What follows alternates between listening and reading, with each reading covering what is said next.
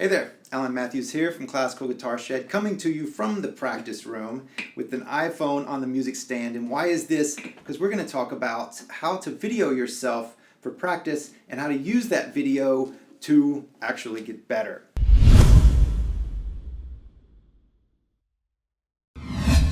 So to begin with, it's really important to remember it doesn't have to be fancy.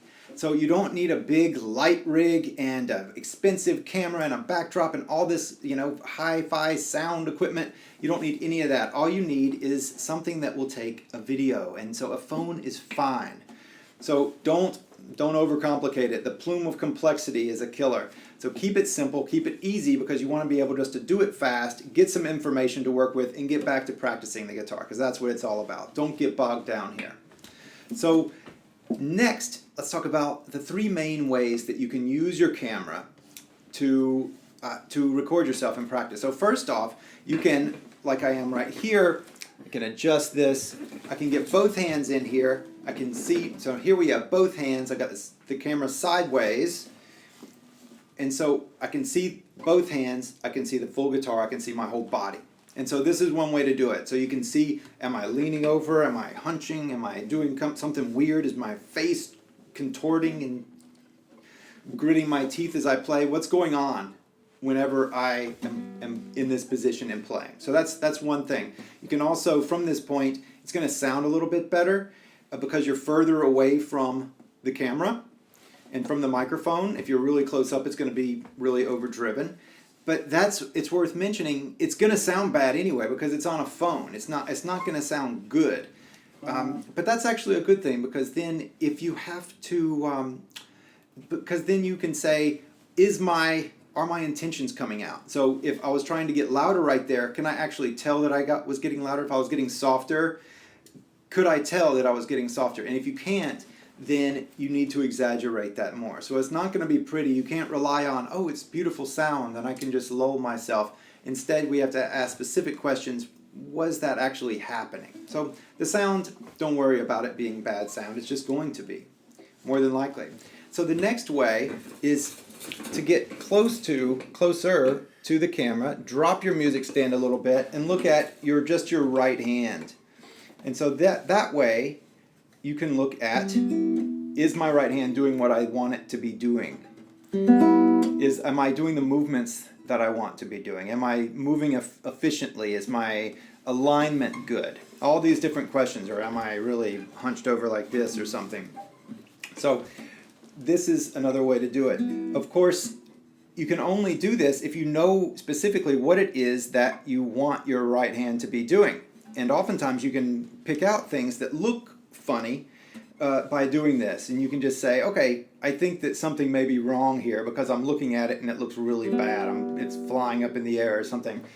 And so this is a good space to start to figure that out. Whenever you're recording your right hand, record it this way, not straight on. If you're straight on, you can't really see what's going on very well. But if you tilt toward the camera, then you can. You can start to look at your fingers, and something about like a 45-degree angle is really nice, and you can look at it that way. You can also check whenever I start to play, if you're playing a piece, do I stay over the sound hole, or am I really creeping back too far back here to where the tone goes really bright? I think this is a decent place to play, but you don't want to, but it's going to sound better over the sound hole. So the next way, with the other hand, lift up your stand, and then you can focus on the left hand. And so for this one, same thing. If you're way back, if you're like this, you can't see very much. You're just looking at the back of your hand. So this way, tilt slightly away from the camera, and you'll be able to get a little bit better view of how you're actually playing on the fretboard. You can look at your hand position. Is it a nice C shape? You can look at each finger. And this is really great for your technique work. If you're playing some scales, then look at how high your fingers are coming up over the fretboard, the spacing. Are you doing any kind of crazy wrist things? Is any finger not getting all the way up to the fret? Or is it just staying way in the background when it needs to be way up here, right behind the fret? So you can look at all these different aspects of it. With slurs, you can really look at what the other fingers are doing. the 2 and 3, the pinky really wants to compress, but you can look and see if things are flying up or really tense or anything like that. With in your pieces, you can also do this. So if you're practicing a piece of music or anything else, you can say, am I just going from chord to chord even? Am I using efficient motions? Am I doing that well? If I have a shift, am I shifting well? So there's a number of different things that you can check for. The main thing is that you know what it is that you want, and you then ask yourself, is that happening? And if it is, then that's great, and now you know that. And if it's not, then that's something specific you can work on in your next practice. This is really great as well because then you can see success on a daily basis. I hear from a lot of students, I don't think I got any better this week. I don't think I'm getting any better. I'm practicing all the time, but I'm not getting any better. And oftentimes that's because there's not specific little goals that you can say, did I get that or did I not? And if you record yourself, then you can say, I've got this piece I'm playing.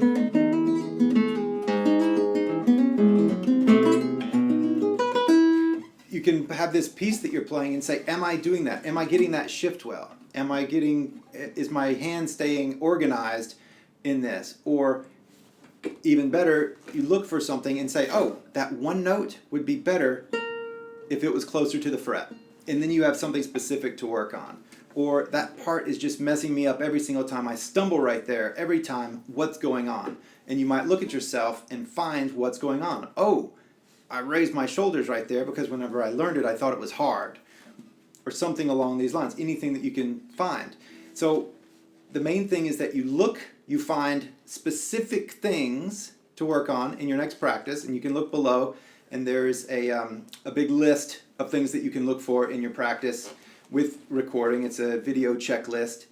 And as long as you're looking for specific things, and as long as then you take that information and so back to your practice and practice specifically that, then you will get incrementally better and better and better, and you'll have a way to bring your pieces all the way up to constantly getting better and better, instead of getting to a point and saying, okay, done, I got that one, next.